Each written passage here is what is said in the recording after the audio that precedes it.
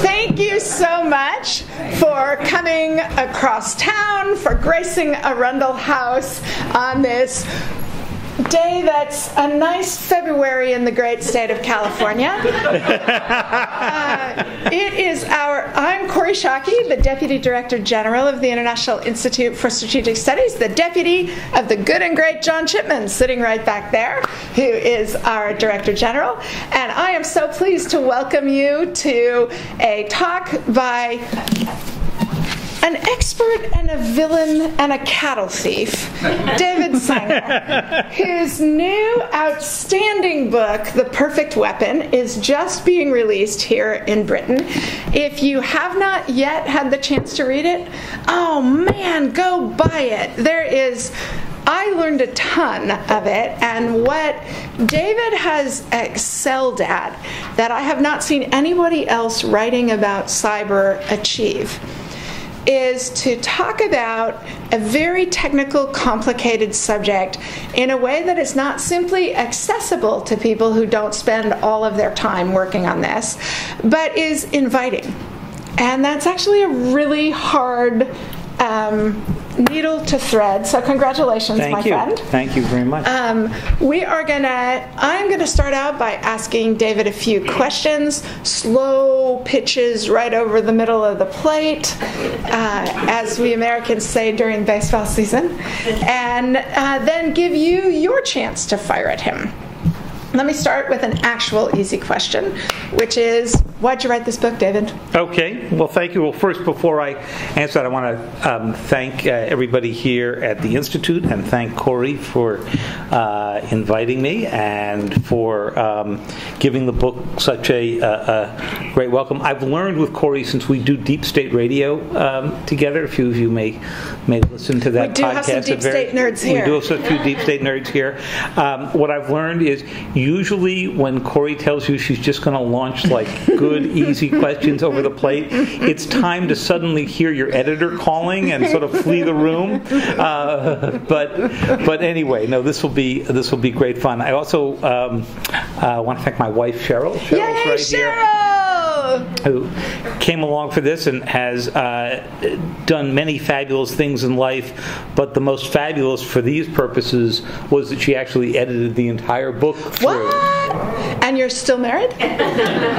You know, my friends keep saying, and you're still married to me, but for other reasons. They're like, she's still putting up with you. She's willing to let you go off and like write these books and come up with an excuse not to do other things you're supposed to be doing. You know, those things. It is amazing. So I neglected two relevant facts about David Sanger before he starts. The first is he's a 3-time Pulitzer Prize winner for his reporting for the New York Times, where he has been the Tokyo correspondent, or did you run the Tokyo office? It was early. Both. Both. He has written 2 earlier blockbuster books. And he also is an extraordinarily popular professor at a third-rate public policy program in the greater Boston area. And I've had the pleasure of watching David teach his class at the Kennedy School, and he is an even better teacher than he is writer. Oh, bravo, my friend. Thank you. Well, okay, why'd you write this book? We brought Kori in so that the students would actually have somebody they would listen to last semester. So, why did I write this book? One thing that you discover in journalism generally, but particularly when it comes to cyber, is that journalists sitting there writing an individual story. It's a 800-word story. It's a 1,000-word story, or whatever, and you're putting it in the paper, and someone's reading it in passing while they're in the tube, or they're rushing to make dinner, or they're getting up in the morning, or whatever. And in our minds, it's all stitching together into a much broader fabric that's got interesting people and characters who are wrapped up in it, and fascinating policy questions, and you never quite get that across in an 800 or an 1,100 word story, which is why you see journalists going out to write books. It's particularly true in cyber for 3 reasons. First, it's complicated. So what most people hear is somebody hacked into Sony and released a bunch of the emails, and you suddenly discovered that Angelina Jolie is difficult to live with on the set or work with on the set, and you sort of missed the fact that someone along the way melted down 70% of Sony's computing power, and then you hear vaguely it was the North Koreans, and why would that be? And that turned out to be one of the first big political hacks. It was that Sony was making a truly terrible movie called The Interview. I can save 2 hours of your life right now by suggesting that you download something else. But basically, it's a comedy suggesting that a couple of journalists going in to interview Kim Jong-un get wired up by the CIA to assassinate him. Now, Kori hangs out with a lot of journalists, so she can tell you if you were going to hire hitmen... Not journalists. Right. Somebody who could hit water falling out of a boat would be a better journalist. So that's number one. So we've got a whole series of hacks going on that are state-sponsored, and that's the big difference from when I wrote my last book, Confront and Conceal, which came out 6 years ago, and was the one that told the story of how President Bush and then President Obama had to make the decision to try to attack Iran's nuclear infrastructure in something called Operation Olympic Games with a virus that later became known as Stuxnet. And so you've got the U.S. and Israel attacking Iran, and later... So the first mover, the first gunfire to shoot this bullet is actually us. Isn't that shocking? When has that ever happened before? Yeah, right. So at the time that I wrote that, it was hard to find another state-sponsored attack of sophistication. There had been denial of service attacks, and there had been stories about things that we had done to a Soviet pipeline that never fully checked out and so forth. But we couldn't really find another sophisticated use of something that went in and actually had an effect in the physical world, not just a hack to steal information. And that was 6 years ago. This book... How do the North Koreans... learn how to... all, right? Like, you could think about high-tech economies. You could think about first-world economies. How is it that the North Koreans are brilliant at this? Well, that's a great question. So when we got to this book, there were probably 250 state-sponsored hacks, 250 that we knew about, that we found, and they'd all been in the last 6 years. And a good number of them were North Korean. There were also Iranian and Chinese and so forth. So what is it that makes this appealing to the North Koreans or the Iranians? And the answer is it's dirt cheap. So if you're North Korean, dirt cheap's good. If you're Vladimir Putin, dirt cheap's good too, right? It's relatively easy to hide. If you're North Korean, you're probably launching the attack from someplace other than North Korea. So it makes it a lot harder for somebody to figure out how you're going to attack back. And in fact, when Barack Obama had to go think about that in the case of North Korea, what everybody told him was, yeah, we can get into the North Korean networks, but we have to go through the Chinese networks to get there. Do you really want to go run a hack through the Chinese networks and have to go explain that to the Chinese? What else is it appealing to the North Koreans? That they can dial it up and dial it down in a way that they never could with their nuclear weapons. Okay? If North Korea ever used a nuclear weapon, God forbid, and I don't think it's likely that they would, you wouldn't hide it, and they all know what would happen 45 minutes later. If you can do a good cyber attack, you are likely to be able to hide it well enough that you're not going to get a military response. And the most interesting thing that's happened with cyber in the past few years for states is that they have calibrated the attacks to be just short of something that would bring about a military response. And this is why I called the book The Perfect Weapon. If you had to think about a metric that would help us understand cyber as a military tool, what would the components of that be? How should we judge who's good at this and why? Well, you judge it by different standards than you would a conventional weapon. So I mentioned one, stealthiness. Mm-hmm. Second one, economy, right? You can build a lot of cyber units for the cost of one F-35.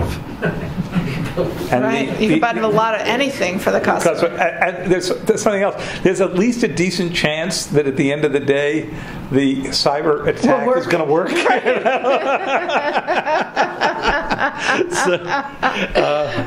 So that's number two. So it's an economical weapon.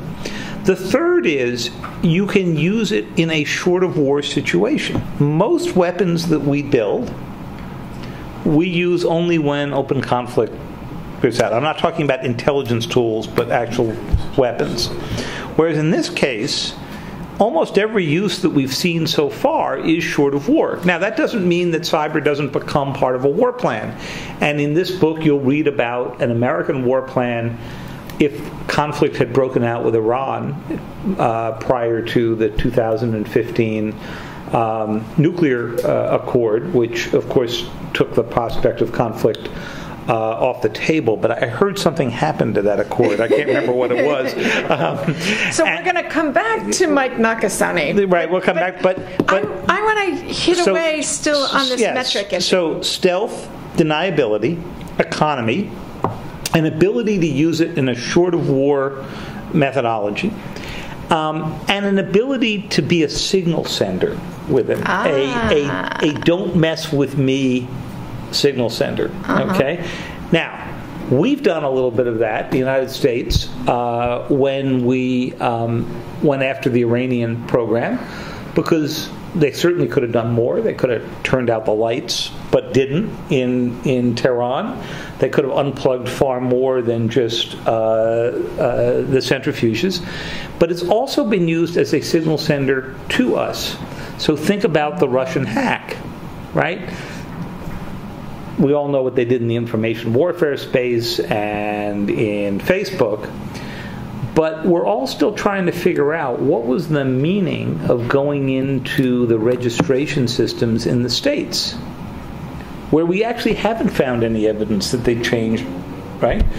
But it's very easy to imagine the signal they were sending there, which was, in the future, we could, Kori goes to go vote in California, and they turn and look at it and said, wait a minute, we think you moved to England. Oh, wait a minute, that did happen. I'm sorry. We'll try another one. Kori goes to vote in California, and suddenly the voter rolls show that she's registered as well in Arizona or something like that. There's a huge amount of chaos that you can do just through data manipulation. And this is one of the reasons that when you look at the intelligence agency's annual report, the unclassified report to Congress, in 2007, as I say in the opening of this book, the cyber section of the threat analysis given to Congress was really short. There was no mention of cyber in 2007. That is also the year the iPhone came out. Okay? For the last 4 or 5 years, it has been the number one threat. And when you read into it, data manipulation has been the number one fear within that, which is subtle uses of moving data, whether it's moving votes or changing people's blood types or something like that. So it's the chaos piece of this. And when you think of the subtitle of the book, Kori, it's War, Sabotage, and Fear. And the fear part is that data got manipulated and you can't trust it. So that you might not launch that nuclear weapon because you're really not sure whether it's targeted the way you think it is. Or you may not get into your autonomously driven car because while you think you're going to the supermarket, you're actually going over a cliff. Yeah. So I just saw a fantastic article today. The Economist has a kind of future where China sets the rules of the international order, and all of the autonomous driving cars in the United States have become manipulated Chinese intelligence gathering and AI data collection tools? So sounds like a significant possibility. Think about the preamble to that, which is described in the book. So many of you heard about the hack on the Office of Personnel Management. And the Office of Personnel Management, for those of you who are not Americans here, is the most boring, slow-moving bureaucracy in Washington, which is saying something, actually. We call it the Office Against Personnel Management. Yes, right. So they're in charge of holding all of the security clearance files that the United States has. So there are 22 million people who've either have applied for at some point or got rejected for a security clearance. Not all of them are government officials, a lot of them are contractors and so forth. And as Kori can tell you, since she had to go fill out one of these things, in order to get a security clearance, you have to fill out a form called SF-86. Every residence of the last 10 years, every foreigner you have ever come into contact with. Every medical condition, your finances, every relationship you've been in, your kids, your spouse. It's all, we're talking about something far more than just name and social security number, right? The Office of Personnel Management never encrypted this data. They stored it in the computer systems of the Department of the Interior, which had extra space for it. It was given all the same protections that we protect vital national security information like buffalo migration in Yellowstone and so forth. When the Chinese figured out where all this stuff was, they grabbed it out of the Interior Department. They encrypted it so we wouldn't see it on the way out. It took a year for the United States to figure out they had lost this stuff.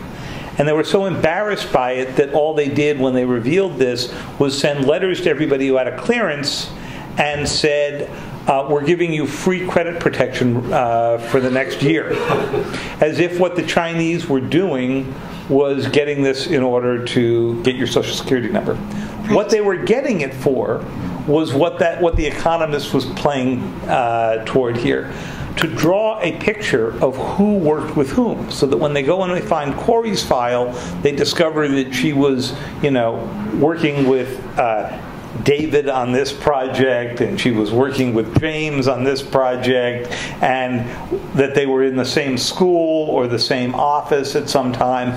And if you combine the 22 million files with true big data capability, you can begin to put together a much bigger picture of where everybody is, what they've worked on, and what they know. And if you can combine that with the autonomous vehicles, you also know where they are. So I have two more questions before I'm going to give all of you your opportunity to ask David what you like. The first is, what surprised you most in doing the research for this book? The thing that surprised me the most, Kori, is how often we were surprised by different hacks. Sony had no idea that it was about to go get hacked, right? When Jim Clapper, the director of national intelligence, went to North Korea to get an American released and sat down and had dinner with the head of the Reconnaissance General Bureau, the North Korean sort of equivalent of the CIA, the Sony hack was underway. The guy who ran the Reconnaissance General Bureau knew that, and Clapper did not, because there was nothing that was in our radar that would have set off an attack on a private company. And by the way, it's the same North Korean guy who showed up in the Oval Office with that big oversized letter. He stuck Jim with the bill for the dinner in North Korea. And by the way, you can't use American credit cards in North Korea, so you had to pay in cash. Okay. So you're telling me that James Clapper is funding the North Korean nuclear program? Absolutely. Excellent. Okay. So, but that wasn't the only time we were surprised. We looked at what Putin did in Ukraine, and we got worried about whether they could turn off the power in the United States the way they turned it off in Ukraine. But we didn't look at what they were doing to manipulate the election in Ukraine.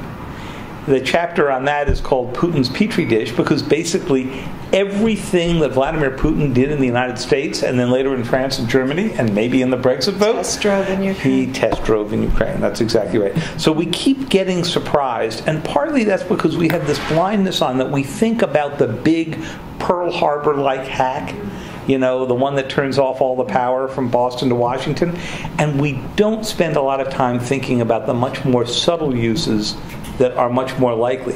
If you turn off all the power, you're going to get a military response. Right. If you mess with the election, you probably won't. We know very well what will happen. Nothing. And a lot of the book is pretty critical, as you probably saw, of the Obama administration for time and time again not responding. So before the Russians went into the DNC, they went into the State Department, they went into the White House. Went into the Pentagon. They went into the Pentagon, to the Joint Chiefs of Staff. They got into CIPRNet, which is the secret communications networks. They paid a price for none of that. So if you're Vladimir Putin, you're thinking they're not going to defend the White House, who's going to care about the DNC? Right. What would you have... How do we establish deterrence in a cyber realm, or is that even possible? What, for example, would you have wanted to see the Obama administration do in any one of that sequence of hacks you just talked about to try and establish some sense of rules of the road? Okay, so the first thing is name the group that you believe hacked into you if your evidence is good. And the fact of the matter is that almost everything about cyber is kept highly classified because the technology itself was developed largely by the intelligence community, or at least the cyber attack technology was. And they are constantly fearful of revealing sources and methods. And when you talk to intelligence people today, and you and I were talking before about one of the reviews written in the book by somebody who'd been in the intelligence community, their critique is, yeah, but we can't reveal the source and method here. I think that's a ridiculous argument. And one of the reasons I think it's a ridiculous argument is that private companies are now coming in to places like the DNC, attributing where this came from. Remember, we learned about the Russians going to the DNC not because the U.S. government told us, but because CrowdStrike told us, right? A cybersecurity firm in Washington. And so you've got to name them. The second thing is, if your cyber defenses are as poor as ours are, you are never going to strike back because you're going to fear that you're going to get on an escalatory scandal that you will never get off. And that was part of President Obama's fear, and I don't blame him for this. He said, look, if we come back and cut Putin off from the world financial system or expose his connections to the oligarchs or the billions he's hidden, he'll come back on election day. And that will then feed into Donald Trump's argument that this election is rigged. So they had a perfectly good battle plan, which was warn Putin in private, wait for Hillary to win, sanction the Russians, and then turn it over to Hillary to go continue those sanctions. Something went wrong with that, somewhere in that logic train, and that's what happened. Right. The lack of red teaming about robustness of assumptions comes to mind. Yeah. Mm-hmm. Yeah. So you talk a lot in the book about the challenge for not just the United States, but liberal societies generally in encouraging public-private cooperation on this. Mm-hmm. And it's so obvious that our government awareness, even in some important parts of the intelligence community, lags so far behind the private sector that the solutions are likelier to come from the private sector than the government, especially on the improving our defenses part, that the simple awareness metrics require public-private, and yet for reasons that have to do with the sanctimoniousness of our safety in the West, Silicon Valley doesn't mind doing business with the Chinese government, but they think the American government is intolerable. Right. How do we get past that? Well, you've identified sort of two baskets of problems. So in basket one, the most sophisticated private industry players in the United States have built up pretty good cyber defenses. So the financial industry has done a very good job because they're out of business if you suddenly think that you can't invest your money in some place that's going to lose it all overnight, one night, to some Russian hacker. So they've spent billions and billions of dollars, and they've done a pretty good job of it. And hired a bunch of actual hackers. Yes, they have. And they've hired, and this is why people leave the NSA or leave GCHQ or leave Unit 8200 in Israel, because they're the best at doing the hacks in. So, they're thinking like the bank thief, and they're pretty good at building the defenses. So they've spent a lot of money on it. The utilities have spent a lot of money on it. If you are a community bank, or if you are, the Idaho Falls Electric Power Company, you are not likely to be able to go spend that kind of money. And you become the weak link that some state actor gets through. For the more sophisticated companies, I have never seen a case where the government has announced a major hack, and I've called, the head of cybersecurity at Citibank or at, a big utility company, and they're like, oh, yeah, we saw that one 4 months ago. We dealt with that. So their view is that their intelligence is way ahead of the U.S. government, and some of the time it is. Yeah. Right? Yeah. The second question you've raised is, what do you do in a world in which American firms don't view themselves as American, but as international firms, and don't view themselves as necessarily bound to help the United States build advanced cyber weapons or even build advanced defenses that will make their international customers think that the NSA is inside their stuff? I would say it even more sharply than that, which is that our adversaries have asymmetric advantages because we are being held to a standard that our adversaries are not being held to, even by companies that would never allow themselves to be incorporated in China or Russia, that insist on being incorporated in rule of law, free market, liberal societies, but don't hesitate at all to do business with the Chinese or Russian governments that they would not do with their own government. And to make this matter worse, have folded to the Chinese or the Russians. A big, interesting example here is Apple.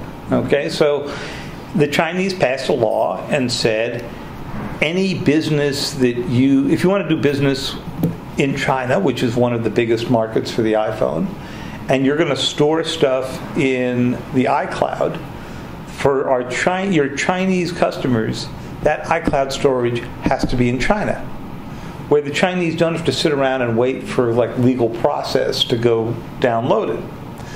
If the United States issued a similar rule in the U.S., they would be screaming, and I think rightly so. I mean, I don't think that's the kind of rule that we should in the United States or in Britain. Yes, they should be screaming in both places. They should be screaming in both places. And their absence of screaming in China is pretty notable. Mm-hmm. Okay, my friends, fire away. Who has something there? Nigel, please introduce yourself before you ask your question. I'm Nigel Inkster. I'm Senior Advisor here at IISS and have been working particularly on China's cyber capabilities for some while. I want to talk about China because I think it has become perhaps a more egregious player than any other with which the USA has to contend. And it's interesting to see that in US policy circles, people are now starting to talk about a digital Cold War between the United States and China, effectively a struggle for dominance of the next generation of technologies. What does that look like to you, and how do you see that playing out? Well, the first is the Chinese have a national plan in a way that we don't and wouldn't. So, they've got their 2025 plan, which is to dominate each of these major technologies, and they put together their list, and it looks a lot like our list. Artificial intelligence, autonomous vehicles, so forth and so on. They also have a 2049 plan, which is their plan to make sure that 100 years after the Chinese Revolution, they've got the most effective and biggest economy, military build-up, or military capability, I guess I should say, and then also along the way to make sure that that the United States is not really considered to be a peer competitor by that time. We seem confident that we will get along with no plan because countries that had plans in the past, like Japan, missed the microprocessor, missed Windows, missed mobile computing, and so our argument is you really can't plan for this stuff. You have to let the market go off and do it. In Washington, the way this plays out then is on a much shorter scale, which is how much do we allow the Chinese and others to invest in our technologies and get an early look. And here, in the Trump era, there has been this strange mix of economic arguments and national security arguments. And usually, as in many things that happen in Washington these days, they all get turned on their heads. So suddenly, Canada was a national security threat to us when they tariffs did burn the White House. They did. It was a little while ago, but yeah. I'm a grudge holder. Yeah. And some of the people responsible for that, I read later, turned out not to be Canadians. It turned out they were closer to where we're sitting today, It's astonishing the number of British regimental units that claim to be the unit that burned the White House. Oh, is that it? Yeah. I see Peter back here, and in Peter's time as ambassador, which was during the 200th anniversary of all of this, he had to go around and smile gamely through how many ceremonies of War of 1812 stuff? Quite a lot. Yeah. And nobody could understand it was all Napoleon's fault in the first place. But at least you got the national anthem out of the process. Yeah, well, that's true. And you made Andrew Jackson president. So anyway, the result is we've confused our national security arguments with some of our economic arguments. The book describes a study that was done at the Defense Industrial Unit Experimental, the wonderful name the Pentagon came up with for its Silicon Valley operation, which was supposed to look at technologies that could easily get adopted by the U.S. for military purposes. They're in a small building just outside Moffett Field because the Pentagon couldn't afford the rents in Silicon Valley. Okay. But parenthetically, they own Moffett Field, which is in the middle of Silicon Valley. Right, before it was Silicon Valley. Right, good real estate investment early on. So their concern was that as they looked around the valley, they were beginning to see the Chinese figure out how to game the system. And so we have a process in the U.S. with an awful name called CFIUS. It's the Committee on Foreign Investment in the United States. And if the Chinese came in to buy a controlling share of an American company, this group would review it and in many cases has rejected them. So the Chinese began to think, well, we don't need a majority share. And they started creating little venture capital firms throughout Silicon Valley, described in this report. The report was classified until suddenly the Pentagon discovered that I and other journalists had copies of it, at which point they did the only reasonable thing and they declassified it, right?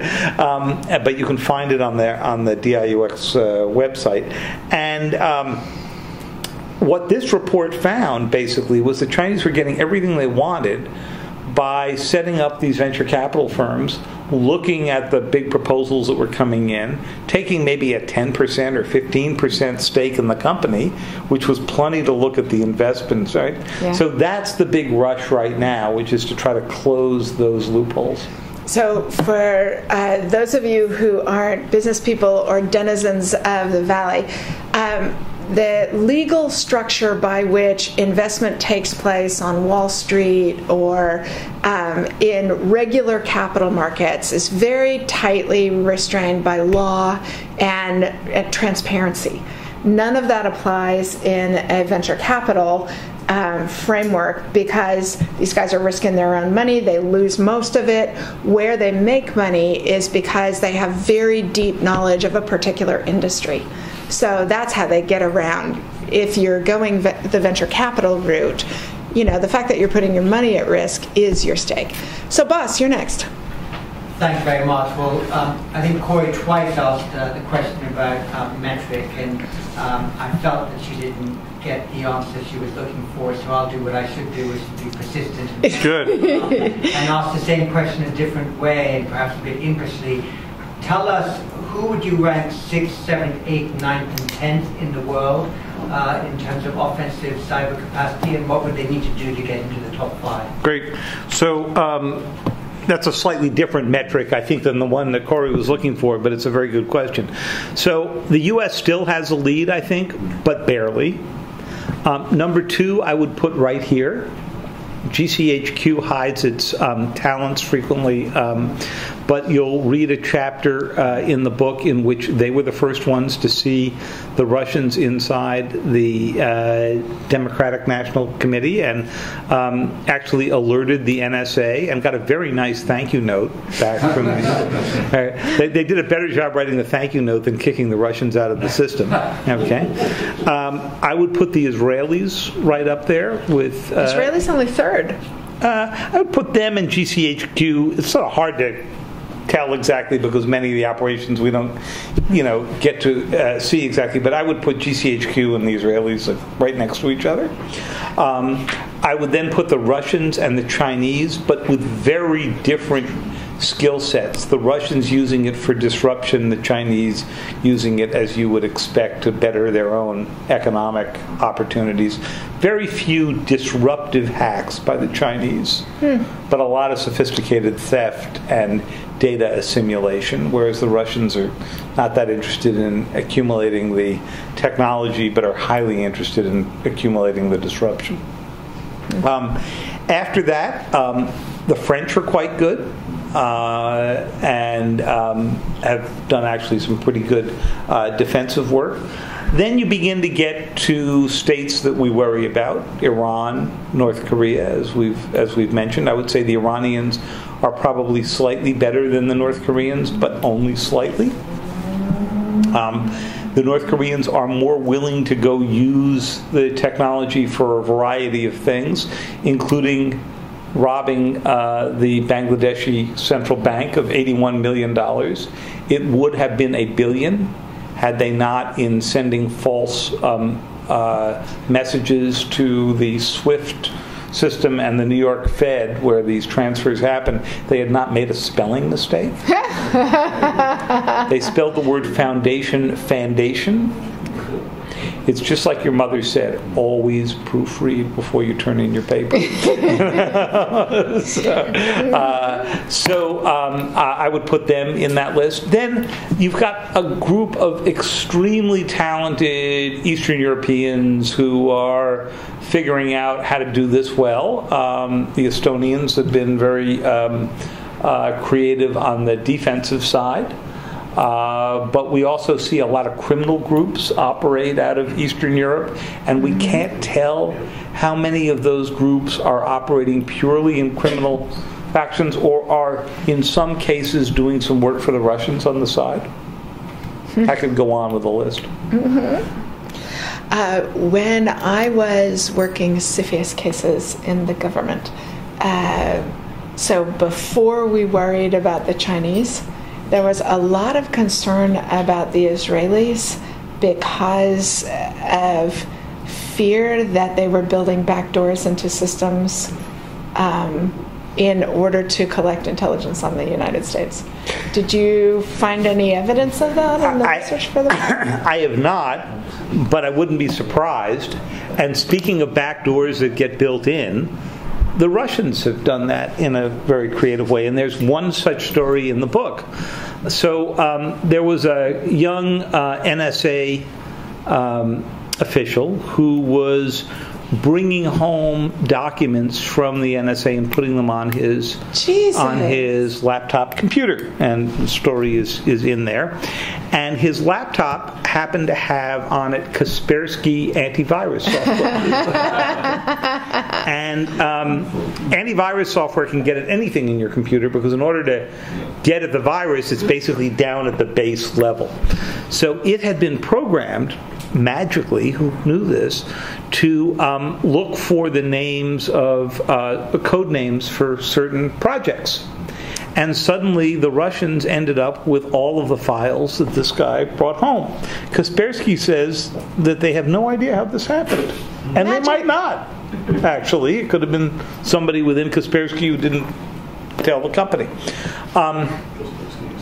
And this is one way, but not the only way, that the United States has managed to lose a lot of its cyber weapons. So if you ask me the question, Kori, who is the biggest supplier of critical technology to the people who are abusing the systems, the US. The answer is us, because we keep losing our cyber weapons. Okay. So the WannaCry attack that happened here and hit the British healthcare system was partly built on an American weapon.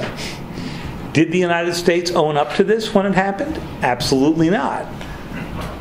If the U.S. had lost a missile system and it got shot back at central London, would somebody have gotten court-martialed? Probably. Right. But not in cyber, because you're able to keep it secret. Right. Yes, Matthew. Introduce yourself, please. Sorry, Matthew Saville, Cabinet Office. The book is The Perfect Weapon. We just talked about cyber weapons. We've had a discussion about deterrence. We talked about cyber war, a cyber Pearl Harbor. Is the comparison with warfare, it's a semantic point, is that a useful comparison? And where is it actively unhelpful in terms of looking at actually how we develop these tools and how we actually use them? It's unhelpful in most cases. And because, as I suggested before, in most cases cyber is being used at a short of war level. And so in the book, I use the word cyber conflict a lot. But I discovered that when you get out into the wide world, people use the word cyber war, when frequently that's not quite the level you've hit. There is such a thing as cyber war. We haven't really seen it yet. We have seen things that might be acts of war if they were done kinetically, but we don't consider acts of war when they are done in a cyber way. So the Sony attack would be a really interesting one. How would the North Koreans have blown up 70% of Sony's computing system in a pre-cyber age? They would have landed some guys at Long Beach. They would have caught an Uber or something, and they would have fought their way through the traffic, and then they would have gotten on the Sony studio tour with all the rest of the tourists, and they would have stuck some dynamite into the computer center and run like hell. And if you saw the Sony Computer Center burning on CNN, you would know that the President of the United States was going to have to make something blow up back in Pyongyang. They accomplished the same destruction without having the picture of the burning computer center. Was that an act of war? Well, President Obama called it cyber vandalism. Even his own staff cringed when he used that word. But I'm not sure I would call it an act of war. I might call it sabotage. Mm-hmm. And how about NATO responses? Ryan? NATO responses, as in NATO doing something in the cyber arena. Yeah, groping towards a definition of when is it an act of war. Building a cyber center in Estonia. Any of that matter at all? It hasn't yet. It might. I spent some time at NATO when I was doing the reporting on this. I was in their old headquarters before they opened up this beautiful new headquarters. And I was walking down the hall one day, and there was a sign on the door that said, "Come at Thursday at noon. We're having XP training." Okay?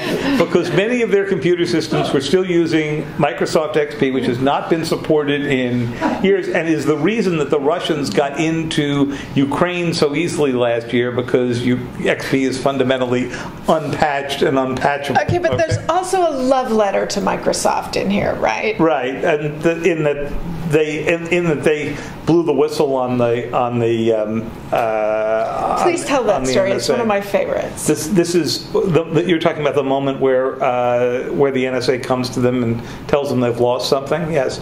So last year, after the NSA lost their cyber weapons, but before WannaCry happened, a group from the NSA sort of shows up at Microsoft and says, we think there may be a vulnerability in your systems, including in your XP systems, that's been around for years, and we think it might be out in the world, and we think you might want to patch it by, say, Thursday? And Microsoft did turn out a patch and made it freely available even to people who had stolen copies of the Microsoft system. And that did not prevent the attack on Ukraine from happening, which was probably the closest thing to an act of cyber war, to use your definitions, we've seen, because it was meant to bring down the entire country. And I was there when it hit. You couldn't pay for a Coca-Cola with a credit card because their entire systems were down. But then Microsoft had the cheekiness to turn around and actually announce in a blog that this weapon had been found and lost by the NSA. And so basically they put the finger right back on them. You could hear the screaming that was going on at the time, but they couldn't sort of deny it. So what are the other solutions to this? One of them is NATO. I think NATO has a lot of room to use cyber as a way to sort of gather everybody around a new mission. And God knows NATO could use something right now that gathered everybody around anything, right? So that would be good. The NATO systems I have seen until now have all been aimed at defending NATO's own networks. They have just, and they will reaffirm this week, created a unit that could begin to reach in and use the offensive power of member states if those member states are willing to share that offensive power. And it's not at all clear that they are willing to. Mm-hmm. Yeah. Hi, my name is Chelsea McManus. I'm a political analyst at Shell. You've spoken on the podcast about how we're notoriously bad at using analogies for describing cyber attacks.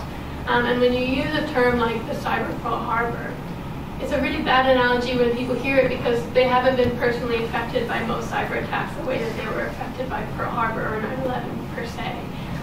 So then it kind of leaves the public to think, well, maybe this is a non-issue, or maybe it's being overblown, because I don't ever feel it in my own life.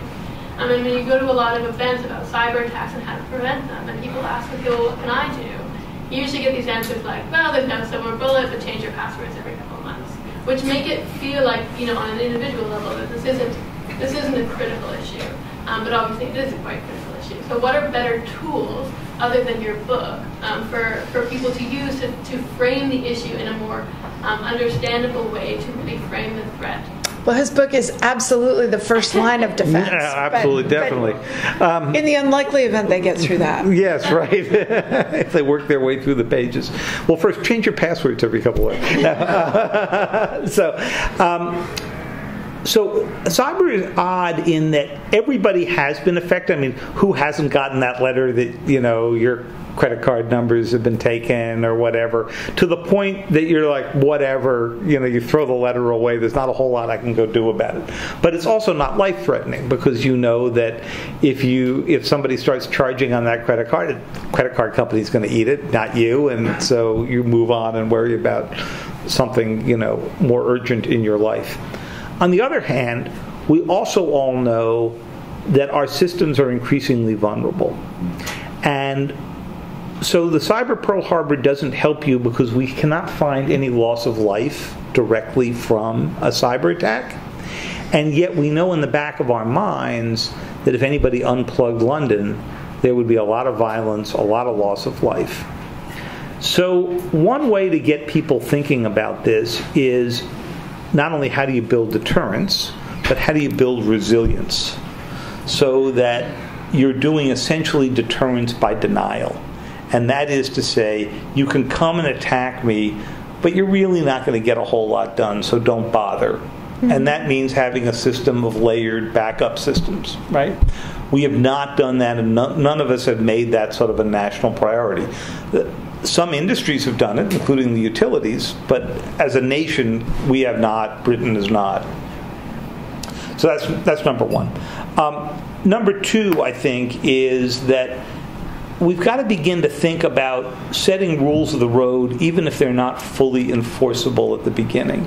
And here, one of the ideas that appeals to me, it's imperfect, is sort of a digital Geneva Convention. And the reason for that is the Geneva Conventions were aimed at protecting civilians. They weren't really aimed at trying to stop overall conflict. In fact, they accepted the fact that there would be conflict in the world and that civilians would get caught up in the middle of it and set some rules around that. So if we put together a list, we could do it pretty quickly, I think, of things you might want to wall off.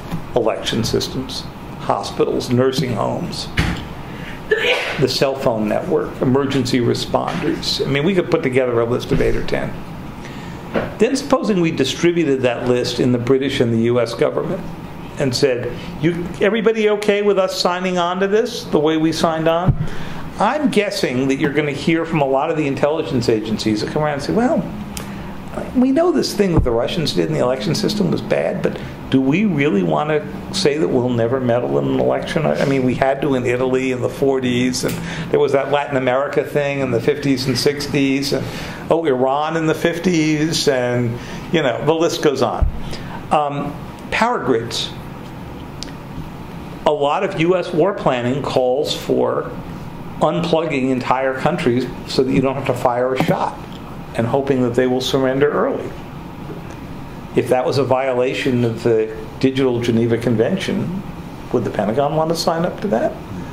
I'm not entirely sure they would. We are, as an institution, beginning to grope our way towards what do confidence-building measures look like in these realms, and what if you wanted to control or limit in the way that arms control in the 1950s started groping its way towards it.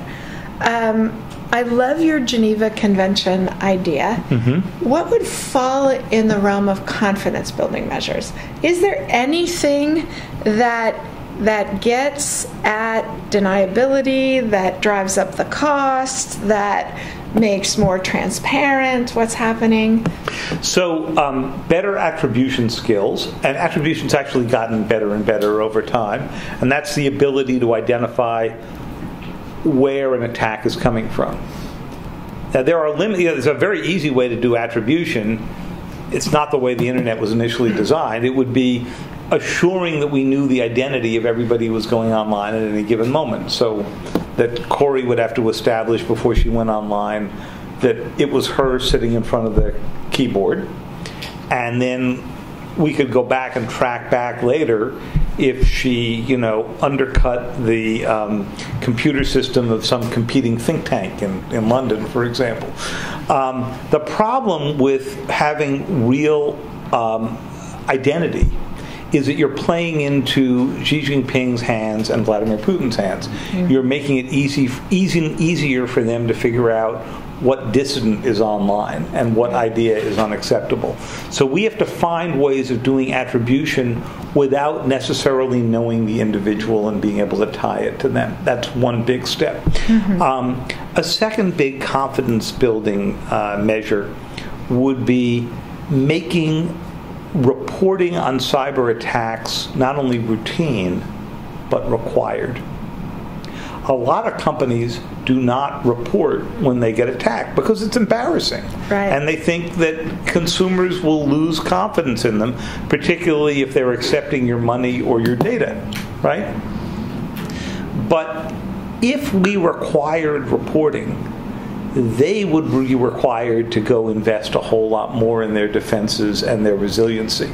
Right, because it would affect insurance costs, it would affect the downstream effects of the reporting. That's right. Would carry penalties. And the insurance elements of this, I think, are a little bit of a joke, because while people buy and sell cyber insurance, we don't have enough history back here to actually know what it is we're insuring against. It's totally nuts, right? Mm-hmm. So, I mean, if you're insuring against wildfires, a subject dear to Kori's heart, in California, we roughly have 100 years of data about how often, maybe it's affected now by global climate change, but fundamentally you know what the risk is of that and hurricanes and so forth.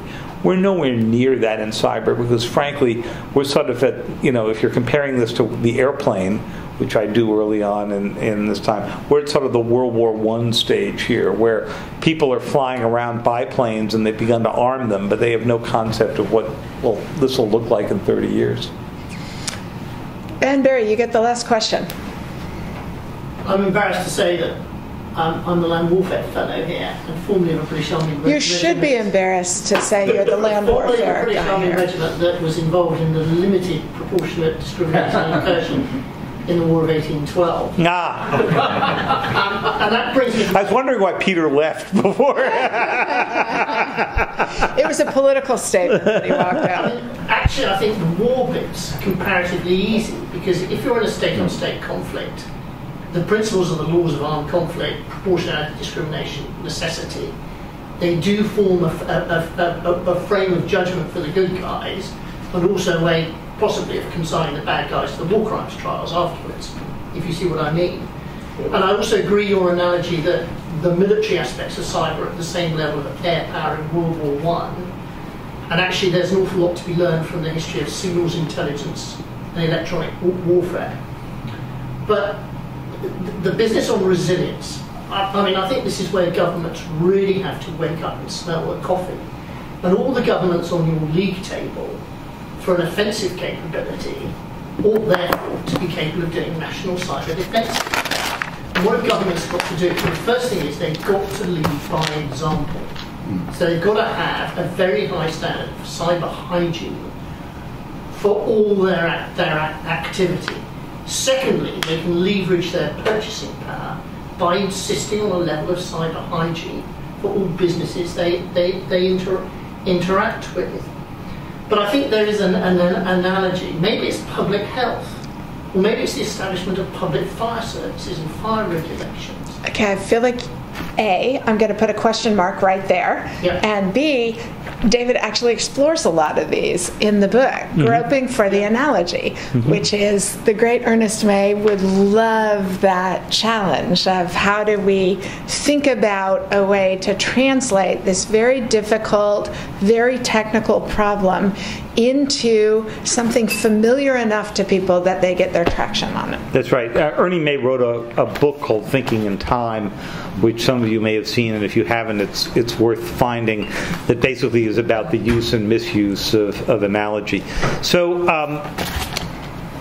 you've raised a really good, interesting question here. Governments have been poor by leading by example.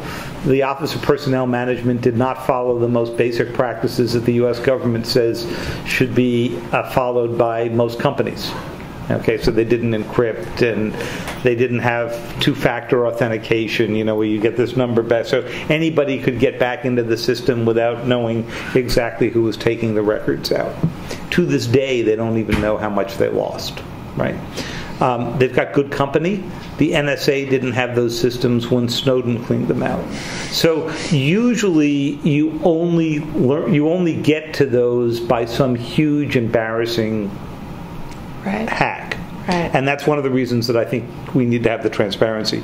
The second is, though, which gets to your question of minimum standards, we need to have those standards on every single thing that we hang on the internet.